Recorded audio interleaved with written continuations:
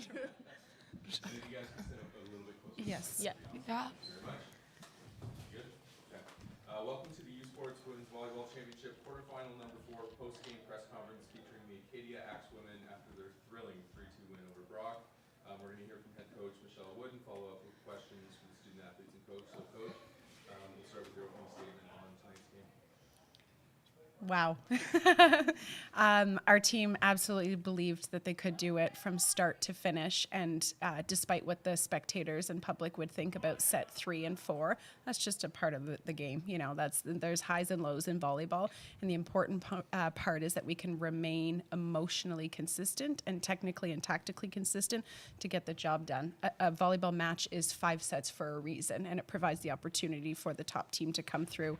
And our team did that with our blocking presence, massive blocking presence, and believe it or not, following a game plan that, you know, when we haven't played this opponent, the detail that they followed that game plan allowed us to be successful in set 1 and 2, and then we had to play this chess match to get the win in the 5th set. So very exciting for our program. Coach, has been a long-term project of yours to bring that program to where it is right now. Was your first title in the Atlantic, and now you're gonna, whatever happens, play for a medal here at your first U Sport Championship. What does it mean to you as a coach, and also for the people back at Wolfville who, I suppose, were watching you a bunch in bars and stuff like that? Yes, absolutely. Midnight for them right now, so a little bit later. It means a lot to me because from the moment I stepped foot on that campus at Acadia, I believed and knew that something like this was possible, and I wanted to see this come to fruition. For me, as a former student athlete within this league and being able to play at this level, I wanted something so much more for Acadia University and for that women's volleyball program, and that's where my loyalty and commitment has lied this whole time. And you build a program, you recruit athletes, you continue to build relationships with your alumni because they're such a massive part of this process. And they wanted this for this program as well because they were the ones to help get us one step closer each year, one step closer. And it's these amazing athletes and the rest of the team and our coaches that we're able to get over that hump and continue to push forward. And that's the main message is like, you know, people are saying, oh, it's so exciting you're here. You've had a great season. No, we've had a great season so far. We've had a great season so far. Our season is continuing. We're continuing to push down that door. Charlie and Vicky, I would like to hear from you. What happened during those first 2 sets where you were actually trailing behind late in the set? And I was looking at you, emotionally speaking, you were really confident. I was seeing no panic whatsoever. Even in those sets number 3 and 4, you look really stable. Sorry. I think we are used to playing those tight games, and we kind of said that at the beginning. We're like, we're going to go point for point, and then when we can, we're going to steal an extra one. So I think we were comfortable being close the whole time and confident that we were going to steal those points when we needed to and pull out in the end. Yeah, exactly what she said. I think like at the beginning we said we're going to go point for point, and then when we can, steal a few more. And we've had experiences where we've been down this season, so it doesn't really faze us. Like we're comfortable in those moments, and we love the challenge. It could be said that, this crowd was actually louder or as loud as the hometown crowd. You had that great contingent. Brock had that great contingent. You're going 5 sets. For the players, how do you manage emotions? I'm surprised you're not running laps around the campus now, instead of sitting here calmly listening to me try to finish a question. Mm-hmm. How does that mental focus, toughness, and all that kind of come into play here? I think you go. I think we just talk about staying in our bubble and looking at each other when things get tough, and just like maintaining eye contact, maintaining communication, and knowing that even though there is a lot of noise from the crowd and there's a lot of people there, they're there to support us, and we use that to fuel us, and we just stay in our bubble and try not to let the outside noise faze us much. Yeah, I think this past season and last season as well, we've had some big crowds at our games cheering for us, but then also big fans at Dalhousie last year in the finals and St. Mary's when we were there. So I think we've gotten used to having that noise around us and kind of being able to block that out and just play our game, focus on what we're doing, and then stick to our game plan. I want to ask about the break between the 4th and the 5th set. Going up 2 sets and then seeing yourselves be forced into a 5th set. I can only imagine how hard it is to win that fifth set. You know, the momentum is completely on their side from an outward perspective. Coach, I want to ask you what that kind of speech you had between sets was like. You mentioned there's so much belief, you know, heading into this game. How do you ensure that there's still belief in that fifth set with what you're saying to your group? Yeah, I mean, it's a calm moment for me, because that's the most important thing, is that we remain emotionally consistent, and it's a reminder of our game plan and of the things that allowed us to be successful here, and going back to our strengths. The chess match that happens in this match today is because teams learn about each other's tendencies. So set 1-2, we capitalized on some of their tendencies, and then they picked up on that and they adjusted. So then we have to play that chess match back again and adjust as well, but also look at what is currently working for us. Let's play the game that we're in right now with the players that are performing for us, and who are we going to feed the ball to, and how are we going to defend the opposing team for the things that they're doing. So some part is tactical, but it's also reminding them of like why we came here, right? We said we were going to take match 1. That was our goal, and it's a reminder of that and our values that's going to allow us to be successful. And I want to ask the players, you know, having a coach that allows you to be so well prepared, and you know, it's a whole team effort. But the U Sport Coach of the Year is coaching your group. How freeing is it on the court when you know that you're so well prepared? You kind of know the tendencies of the other side on the other group. How freeing is that as players? The overcommitment It's to video.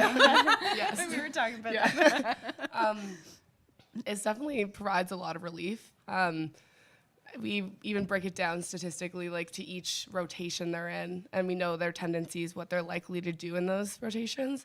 So we're playing that game, and so in certain rotations you're holding hard for the dump, or making sure you're dropping back to the line because they're likely to come back to that. So I think makes it a lot easier and takes away a lot of the thinking in the game. You're like, I'm going to follow this because I know this is what's going to work for us. So it definitely, I think, takes a lot of the pressure off of the reading component because you're prepared. Mm-hmm. Yeah, I think also like in-game adjustments, like they're very well prepared. They're keeping stats on what the other side is doing. So when we come off in those timeouts where we're down, like there's tactical information that definitely provides relief when we're feeling like we're struggling. Charlie, I would like to rewind, just finishing this one, or just rewind to the second set. You were facing a set point. I believe it was the first one because you actually saved 3 set points, Mm-hmm. one on the first one. Mm-hmm. And you decided to attack on a second-hand attack, completely bamboozling everyone, even me. What went through your mind? Because the only thing that I could say at that point, sorry for the bad language, but I said that you had BALLS French. Do such a play. It was amazing at that time of the game, and you proceeded with such accuracy. What went through your head at that point? Because that was an important moment of that game. Honestly, I just wanted to win the point, and the ball was tight, and I was like, okay, I'm going after it, and I know that I have the support of my team to go after that, and coaches, they know that I can be aggressive and I can score and get kills, so I just knew that no matter what happened, like my team was there to support me, and I was going to go up and swing, and they were going to be there to cover me if I got blocked, so. That was one of the best that I saw. Yeah, Charlie leads our conference in setters in points per set. Like, she is an offensive setter, and we rely on her for that because she makes good decisions. Yeah. Crazy good player. Thank you.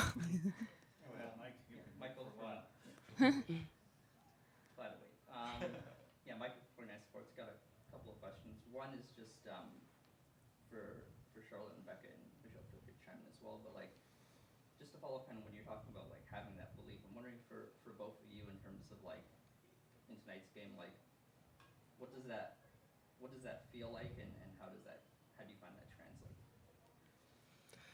For me, I feel like it came through in just like calmness. Like I never once doubted that we were going to do it. And we've been in these situations before. We've won the first 2, lost the second 2, and it's gone both ways before. So I think like there's at no point did I ever question that we were going to be able to do it. That calm confidence came through. Exact same feeling as her. Yeah. Yeah. And then just in terms of follow-up, Michelle, just what you mentioned earlier, but you mentioned when you arrived at Wolfville in terms of having the belief in terms of building the program. I'm wondering, like even back then, what was kind of behind that belief at the time? I think wanting, as I mentioned, a bigger and better thing for that volleyball team, and wanting them to have this same experience that I had at my alma mater and bring that forward. But it was a challenge for myself, right? Like coaching has been a challenge for myself every year to try and make our program better, to try and make myself and our coaching staff better. And so I put myself in a lot of uncomfortable situations so that I can learn as many things as I can that I can bring back to our program. And I just wanted to see it succeed, and I wanted to grow with the program because this is my first head coaching job, right? Yes, I'm 12 years in, but when I took that job, that was my first job. And so I needed to grow with the program as well. So as much as the program has evolved, so have I. Just that you mentioned the growing and putting yourself in uncomfortable positions. I'm wondering, even recently in terms of this year, how have you found in terms of like that's been the case even In terms of growing? in terms of growing uncomfortable situations? Well, I have a 19-month-old at home, and I'm currently 6.5 months pregnant. I did not take a maternity leave last year. So I have definitely put myself in uncomfortable, challenging positions, but you talk about this Coach of the Year award, and man, I have 3 amazing female assistant coaches behind me, and that would not be possible without them, but also without my student athletes understanding the importance of work-life balance and knowing that you don't have to choose one or the other, that they can be a part. And Miss Willow traveled with us everywhere last year, and the university supported me through that. So trying to be the best coach that I could be for these ladies, but also the best mom, was really important for me. And I felt like I grew a lot through that. So that's a non-volleyball thing, but my life is important as well. I got a question for Becky now. Yesterday, your coach told us that you came back for this season, wanted to play the final season of yours, and I'm pretty sure that the Wolves fans right now are super glad that you came back to receive massive attacks in the face and the chest. Yes. Yeah, it was. Becky's corner, I know. You did some pretty strong digs, like amazing digs today. What went through your mind during those big plays of yours, long-lasting exchanges, especially in the 5th set? You were right in the zone. What went through your mind? Honestly, not much. I think today I found myself in a flow state and kind of was just playing the game and enjoying the moment. I think playing at home, or not at home, but feels Feeling like at home.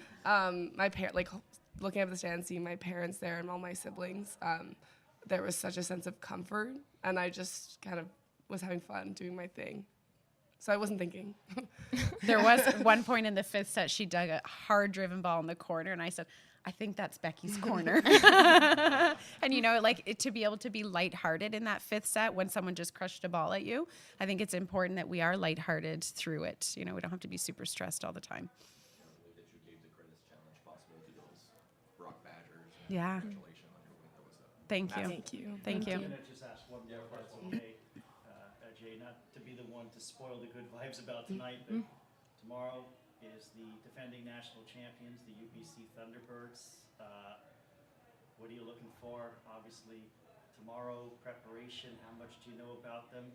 And take us through some of that process without giving away any trade secrets. Yeah, I mean, our assistant coaches and myself have been preparing for every possible pathway in this championship, and we feel very confident already about our preparations for UBC. And as Becky alluded, I am attention to detail, type A, maybe over prepared, so that confidence can come through with preparation and knowing as much information as you can.